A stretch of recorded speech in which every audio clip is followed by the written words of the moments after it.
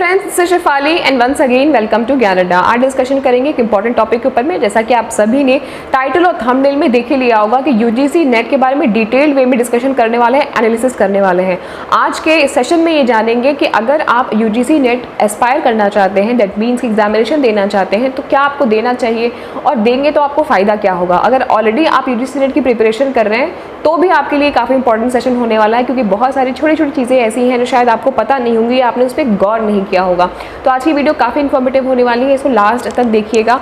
UGC net के लिए जब आप प्रिपरेशन करते हैं तो आपके दिमाग में काफ़ी सारे सवाल आते हैं कि भाई मैं ये तैयारी तो कर रहा हूँ, लेकिन तैयारी करने के बाद क्या मेरी जॉब की सिक्योरिटी रहेगी, जॉब कैसे मिलेगी, स्कॉलरशिप कैसे मिलेगा, एलिजिबिलिटी क्राइटेरिया क्या है, एज रिलैक्सेशन क्या है, रिजर्वेशन क्या है, मोड ऑफ एग्जामिनेशन क्या है, मार्किंग स्कीम कैसी होती है। कुछ स्टूडेंट्स ऐसे होते हैं जिनके दिमाग में चलता है कि भाई आंसर गलत हुआ तो कैसे चैलेंज करेंगे, प्रोविजनल कीज वगैरह। तो सारा कुछ बंच ऑफ नॉलेज आज की इस वीडियो सेशन में हम लोग डिस्कशन करने वाले हैं। आपके लिए काफ़ी इन्फॉर्मेटिव होने वाला है ये वीडियो, उन स्टूडेंट्स के लिए भी जो ऑलरेडी तैयारी कर रहे हैं और उन स्टूडेंट्स के लिए भी जो कि सोच रहे हैं यूजीसी नेट की तैयारी करने के लिए। तो वीडियो को लास्ट तक देखिएगा। आगे बढ़ने से पहले आई विल रिक्वेस्ट यू कि चैनल को सब्सक्राइब नहीं किया है तो सब्सक्राइब कर लीजिएगा, साथ ही बेल आइकन को प्रेस कर लीजिएगा, क्योंकि इस तरीके के इन्फॉर्मेटिव वीडियोस हम आपके लिए लाते रहते हैं। तो चलिए मैं आपको लेके चलती हूँ लैपटॉप की स्क्रीन की तरफ। फ्रेंड्स आ चुके हैं, इस वक्त हम लोग पीसी की स्क्रीन पर फटाफट से समझते हैं यूजीसी नेट और जेआरएफ की कुछ इंपॉर्टेंट डिटेल्स के बारे में। सबसे पहले तो ये समझते हैं कि एग्जामिनेशन कौन कंडक्ट कराता है। ये एग्जामिनेशन कंडक्ट कराती है एनटीए, क्योंकि एनटीए चेक करती है कि क्या आप एलिजिबल हैं असिस्टेंट प्रोफेसर के लिए या जेआरएफ के लिए। अब असिस्टेंट प्रोफेसर और जेआरएफ की एलिजिबिलिटी क्यों चेक करती है, क्योंकि अगर आप किसी कॉलेज में या यूनिवर्सिटीज में पढ़ाना चाहते हैं, चाहे स्टेट लेवल की यूनिवर्सिटी या चाहे सेंट्रल लेवल की यूनिवर्सिटीज, तो आपके पास में होनी चाहिए नेट की एलिजिबिलिटी। मतलब कि असिस्टेंट प्रोफेसर के रूप में किसी भी यूनिवर्सिटी में या कॉलेज में अपॉइंट होने के लिए आपको चाहिए होती है एलिजिबिलिटी। वो एलिजिबिलिटी को चेक करने का ही काम करती है एनटीए। पहले ये जो चेक करने का काम करती थी वो सीबीएसई करती थी और उससे पहले करती थी यूजीसी स्वयं करती थी। तो अब समझिए कि अगर आप हो गए जेआरएफ तो आपको मिलते हैं कुछ स्कॉलरशिप, और स्कॉलरशिप किनको मिलती है, जनरल वालों को भी मिलती है, एससी एसटी वालों को भी मिलती है। तो जो एससी एसटी वालों को मिलती है वो मिलती है national fellowship for scheduled caste students एनएफएससी के बिहाफ पे, और नेशनल फेलोशिप फॉर ओबीसी वालों को मिलती है इसके बिहाफ पर। साथ ही मौलाना आजाद नेशनल फेलोशिप मिलती है माइनॉरिटी स्टूडेंट्स को। तो अगर आपने जेआरएफ को क्वालिफाई कर लिया है तो आपको मिलती है कुछ का मतलब अच्छी खासी आपको मिलती है इसमें स्कॉलरशिप, जिसका 35,000 रुपीज मिलती है पर मंथ, आपको रिसर्च करने के लिए मिलती है। अगर आप असिस्टेंट प्रोफेसर के रूप में नियुक्त होना चाहते हैं तो फिर आप यूनिवर्सिटी में या कॉलेजेस में अपॉइंटमेंट ले सकते हैं, और आपकी वहां पे अच्छी खासी सैलरी होती है। 60 की सैलरी होती है, 50 की सैलरी होती है, डिपेंडिंग कि आप कौन से यूनिवर्सिटी में या कौन से आप कॉलेज में अप्लाई कर रहे हैं। तो अगला चीज जो है वो समझते हैं। बात करें कि हम फीस की बात कर लें तो बिल्कुल 1000 रुपीज आपको फीस देनी पड़ती है जनरल वालों को, और ईडब्ल्यूएस और ओबीसी वाली की जो फीस है वो 500 रुपए की फीस है। साथ ही एससी वालों की फीस की अगर बात करें, पीडब्ल्यूडी और एसटी की फीस की बात करें और थर्ड जेंडर कैटेगरी की फीस की बात करें तो 250 रुपए आपको फीस देनी पड़ती है। ड्यूरेशन ऑफ एग्जामिनेशन की बात करें तो 180 मिनट का लगभग आपका पेपर होता है, यानी कि 3 घंटे का, कोई भी ब्रेक नहीं होता है। 2 पेपर होता है, पेपर 1 होता है और पेपर 2 होता है। पेपर 1 होता है कंपलसरी, सबके लिए एक जैसा होता है, आपको इसमें कुछ चेंजेस नहीं कर सकते हो। पेपर 2 आप खुद ऑप्ट कर सकते हो, आपका जिसमें आपने पीजी किया है उसी विषय में या पीजी से संबंधित किसी विषय में आप कर सकते हो चॉइस पेपर 2 के लिए। तो ये तो एक बात थी ड्यूरेशन ऑफ एग्जामिनेशन की।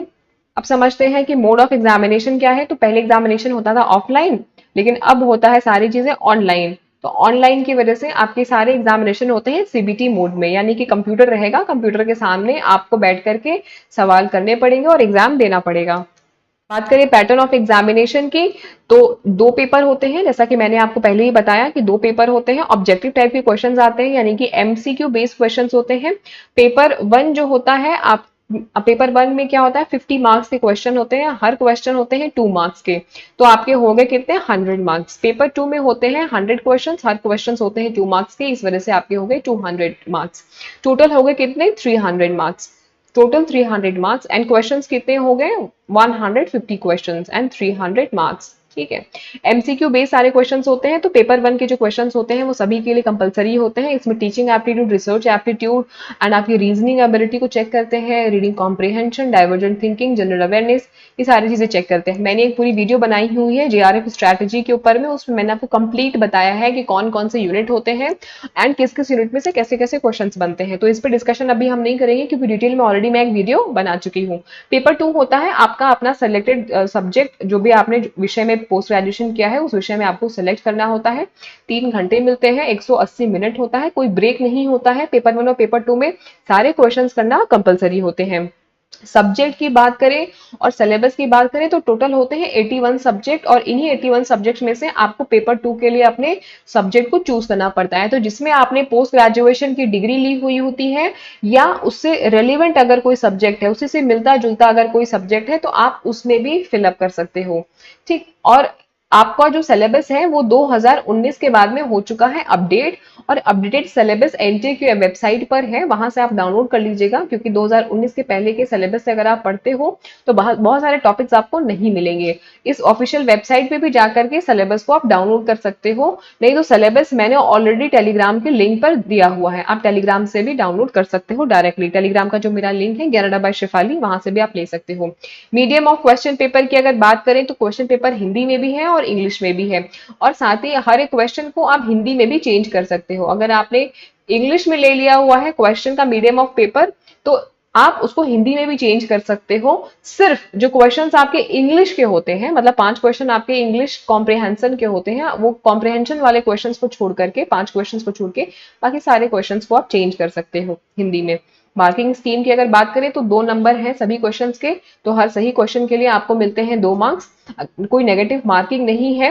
कोई क्वेश्चन अगर आपने छोड़ दिया है, अनअटेम्प्ट किया हुआ है या मार्क फॉर रिव्यू किया हुआ है तो आपको कोई भी मार्क्स नहीं मिलेगा।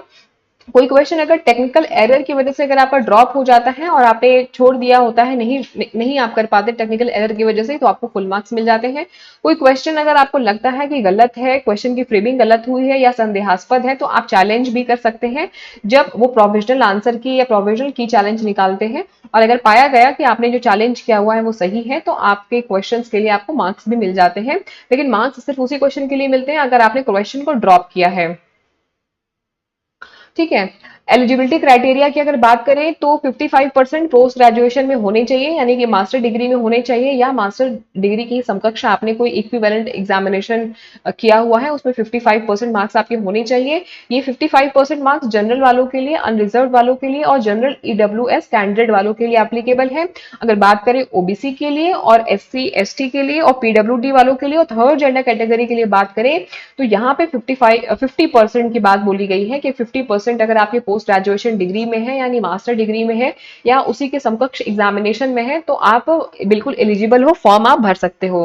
तो ये इस बात का आप खास ख्याल रखिएगा।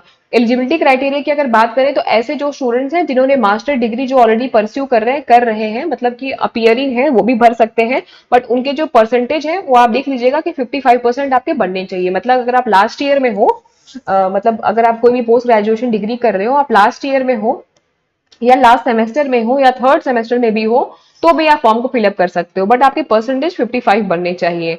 ठीक है। आपको पूरा यूजीसी टाइम देती है कि आप अपना जो है डिग्री है वो 2 साल तक में, मतलब आपको कंसीडर कर लेगी। अगर आपका नेट निकल गया या जेआरएफ निकल गया तो आपको कंसीडर कर लेगी, आपको अलॉटमेंट भी मिल जाएगा, सब कुछ हो जाएगा। बस आप 2 साल के अंदर अंदर में अपने डॉक्यूमेंट्स को सबमिट कर देना बस, और आपके 55% बनते रहने चाहिए जब आप फॉर्म को फिलअप कर रहे हो, तो आपको प्रॉपर टाइम देती है यूजीसी। ठीक है। एलिजिबिलिटी क्राइटेरिया की अगर बात करें तो एक चीज और होती है कि ऐसे स्टूडेंट जिन्होंने पीएचडी कर रखा है पहले से और मास्टर लेवल का एग्जामिनेशन भी है, मतलब पीजी की भी डिग्री है साथ में पीएचडी भी है, और आपने ये डिग्री दोनों 19 सितंबर 1991 के पहले करी हुई है, तो आपको 5% का और रिलैक्सेशन मिल जाता है टोटल मार्क्स में, एग्रीगेट मार्क्स में। मतलब अगर आप जनरल कैटेगरी से हो तो आपका 50% भी है तो भी आप अप्लाई कर सकते हो। अगर आप ओबीसी में हो तो आप 45% पे ही कर सकते हो, क्योंकि नॉर्मली देखा जाए तो ओबीसी वालों का 50% है एलिजिबिलिटी क्राइटेरिया।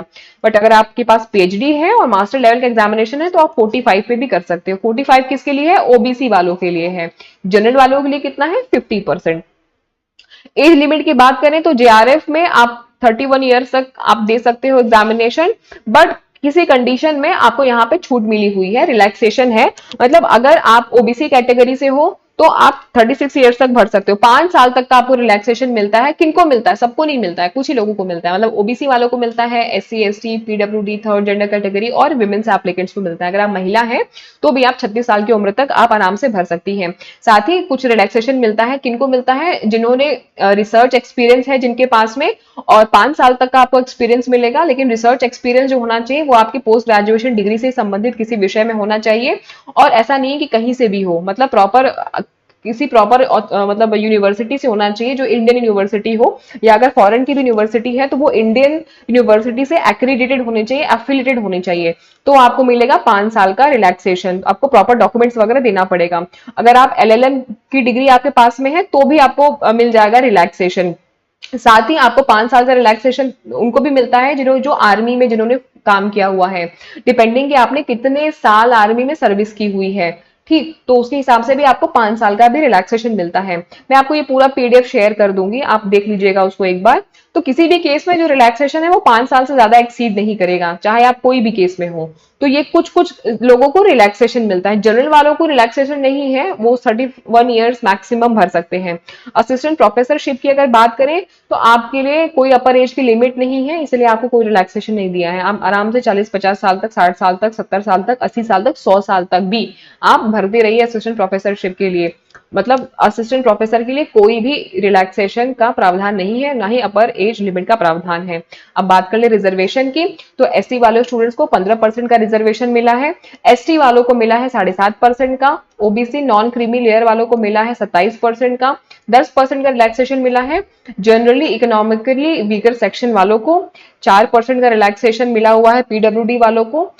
लेकिन उनकी जो डिसेबिलिटी है वो 40% होनी चाहिए, या 40% से ज्यादा होनी चाहिए। कुछ रिलैक्सेशन काश्मीरी माइग्रेंट्स वालों को भी मिला है, बट किनको मिला हुआ है वो एक नोटिफिकेशन जारी किया हुआ है ministry of education for academic session 2021-22, वो यहाँ से पता चल जाएगा कि आप एलिजिबल है या नहीं है। ये तो हो गई रिजर्वेशन की बात। टेस्ट की अगर बात करें तो जो रिमोट एरियाज में रहते हैं या जो गांव में रहते हैं उनको सिस्टम ऑफ पीसी के बारे में उतना जानकारी नहीं होता है, तो उनके लिए एनटीए क्या करती है, टेस्ट प्रैक्टिस सेंटर्स कंडक्ट कराती है। आप इनके ऑफिशियल वेबसाइट पे जाकर के जब रजिस्टर करेंगे तो आपको जो नियर बाई कॉलेज या इंस्टीट्यूट होगा जहाँ पे सिस्टम होगा, पीसी होगा, व्यवस्थाएं होंगी, जहां से इन्होंने टाई अप करके रखा होगा, आप वहां जाकर के प्रैक्टिस कर सकते हैं, टेस्ट दे सकते हैं, और उसमें आपकी अभ्यास अच्छी हो जाती है। और आप चाहें तो नेशनल अभ्यास टेस्ट से भी आप दे सकते हैं। नेशनल अभ्यास टेस्ट का प्ले स्टोर पे प्रॉपर इन्होंने एप्लीकेशन अपना बनाया हुआ है, फोन से भी आप दे सकते हैं। अगर आपके घर में खुद में कंप्यूटर है तो आप कंप्यूटर भी बैठ करके दे सकते हैं। एनटीए के ऑफिशियल वेबसाइट पे जाकर के टेस्ट दे सकते हैं। कैसे टेस्ट देना है और क्या क्या चीजें होती हैं इस पे मैं ऑलरेडी एक वीडियो बना चुकी हूँ, आप उसको देख लीजिएगा तो आपके लिए काफी इंफॉर्मेटिव हो जाएगा। ये इनकी है ऑफिशियल वेबसाइट nta.ac.in और ugcnet.nta.nic.in, इन्हीं ऑफिशियल वेबसाइट पे मिलेगी आपको सभी जानकारी। यहाँ पे बताते चलें कि जो यूजीसी नेट है वो यूजीसी है वो हर साल 2 बार एग्जामिनेशन कराती है, एक तो जुलाई में कराती है और एक दिसंबर में कराती है। तो अभी दिसंबर का फॉर्म नहीं आया हुआ है, दिसंबर का फॉर्म जब आपका भी अक्टूबर में एग्जामिनेशन हो जाएगा 2021 में, उसके बाद आपका दिसंबर का फॉर्म आ जाएगा और आप फटाफट से ये भर सकते हैं। और भरना कैसे है और क्या कुछ करना है वो जब फॉर्म आएगा आपको तो मैं आपको एक बार बता दूंगी कैसे आपको फॉर्म भरना है, क्या कुछ उसमें चीजें करनी है। बट बेसिकली आप ये वीडियो को देखने के बाद में आपको इतना तो पता चल गया होगा कि आप एलिजिबल हैं या नहीं है, या क्या कुछ चीजें हैं जो इसमें इंपॉर्टेंट है और याद रखने वाली चीजें हैं। यहाँ पे बताते चले कि हम अपने चैनल पे कंप्लीट पेपर 1 की प्रिपरेशन कराते हैं। पेपर 1 में है टोटल 10 यूनिट्स, हर यूनिट आपके होते हैं, हर यूनिट से आपके 5-5 क्वेश्चंस आते हैं, 5-5 क्वेश्चंस हर यूनिट के आते हैं।